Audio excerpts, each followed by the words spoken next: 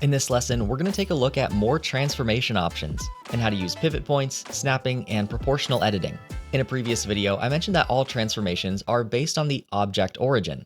And while that's true most of the time, we do have a couple other options that we can use.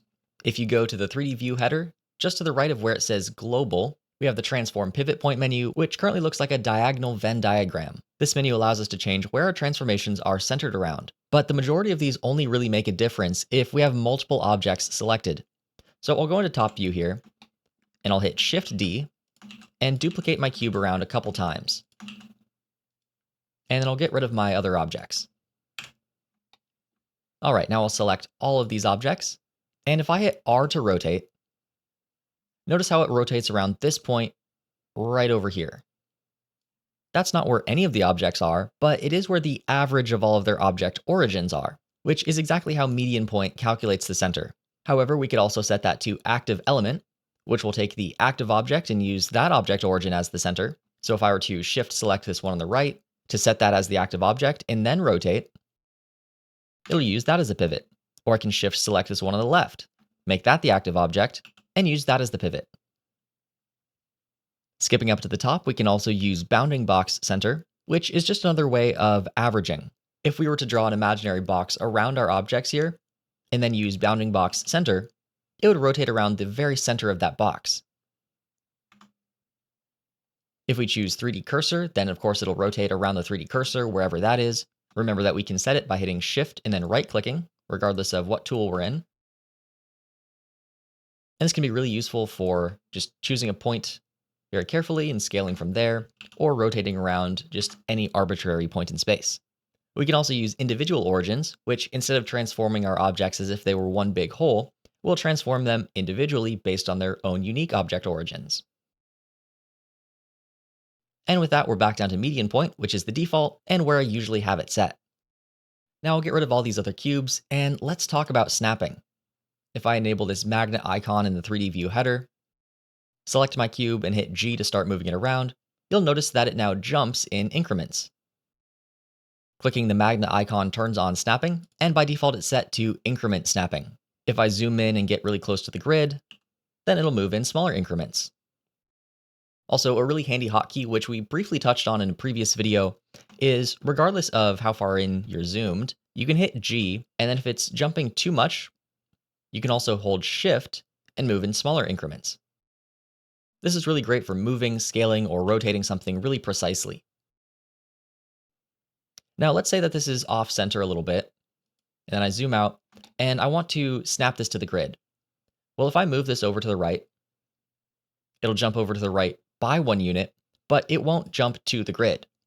In order to do that, then we have to go to our snapping options and turn on absolute grid snap.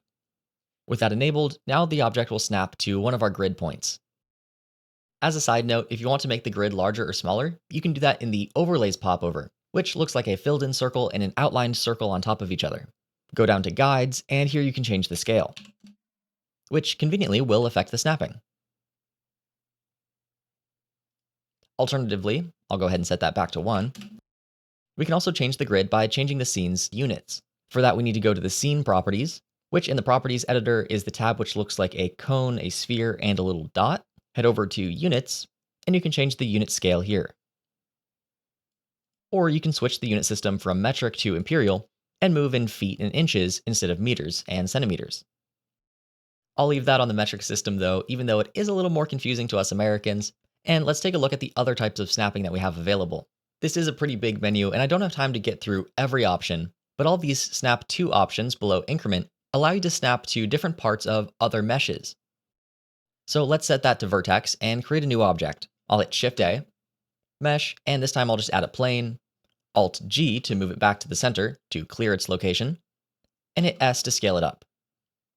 I'll also snap my cursor back to the center just so that doesn't happen again. Shift S and cursor to world origin. Alright, now I'll select my cube, hit G to move, and then in order to use vertex snapping, all I need to do is hover my mouse over a vertex. Now my cube snaps right to it, but maybe not as expected. That's because by default, it's snapping whichever vertex was originally closest to that point. If I want to change that behavior, I can go to the snapping options and instead snap with the center. Now as I hit G and hover my mouse over, the object origin is snapping instead of one of the vertices of the cube. But it often is helpful to use closest, and if you find it snapping incorrectly, in this case just flipping upside down, then I can just move my cube above the plane, hit G, and then snap to one of those corners. In the snapping menu, I can also snap to edges and slide along those. Or I can snap to a face. One of the really helpful options when face snapping is called align rotation to target. Now, if my surface is rotated, let's say just like that, and I have my cube and I'm snapping to the face, I'll hit G. Now my cube rotates to sit directly on this plane. This is especially helpful when placing screws and bolts and other little details around a surface. For now though, I'll switch this back to vertex snapping and turn off align rotation to target because that can be pretty confusing if you don't remember that you had it turned on. Now, the last way to snap objects in Blender is pretty new, but I can already tell that I'm going to be using this a majority of the time. You can actually snap very conveniently just by hitting G and moving something.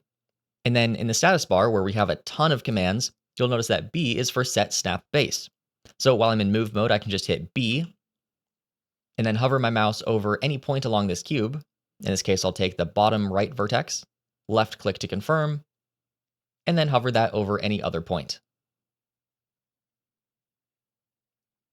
So again, that's G to move, B to set the snap base, left click to set what component you want to snap with, and then move your mouse to hover over the point you want to snap to.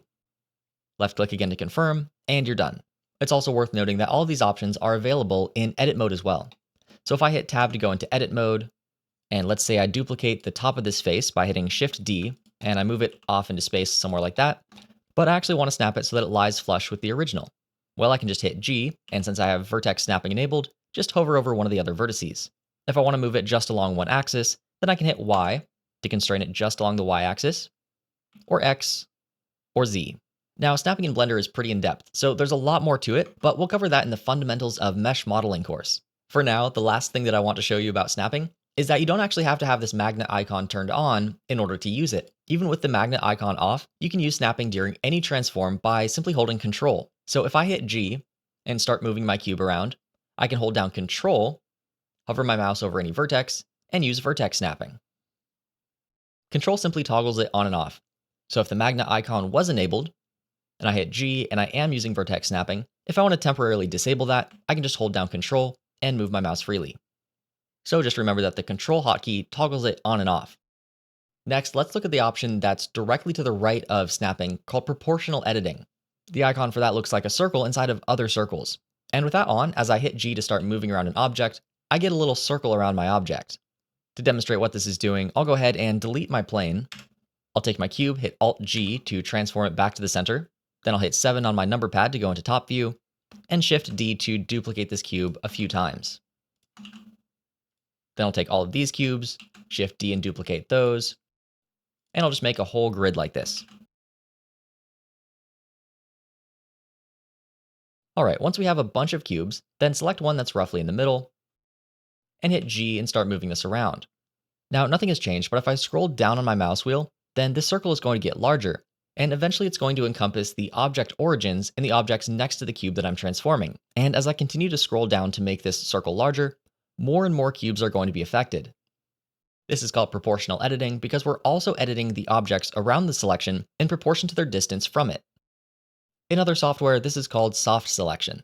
This is one of those features that can definitely confuse some users if they forget they have it on, and if their circle is scaled up way too big so they can't even see it on the screen, then it can be really confusing why selecting and moving one object moves all the others as well. So if that's happening, just go ahead and scroll up, make that circle smaller, or go ahead and just turn it off completely. Now, if you want, you can set an exact proportional size here, right at the bottom of the menu, or choose a different falloff. For example, it's sometimes useful to use constant, which either transforms them or not. Sometimes it's good to have a linear falloff. And random is fun to play with as well. If you'd like to turn this on and off quickly, the hotkey for it is O. I don't use this feature too often, but it can definitely come in handy and is pretty fun to mess with. Not only does it work with moving things, it also works for rotation and scale.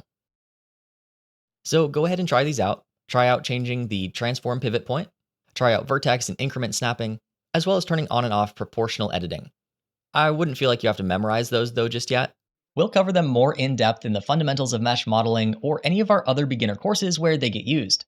Just try them out to get familiar enough with what they do, and I'll see you in the next lesson.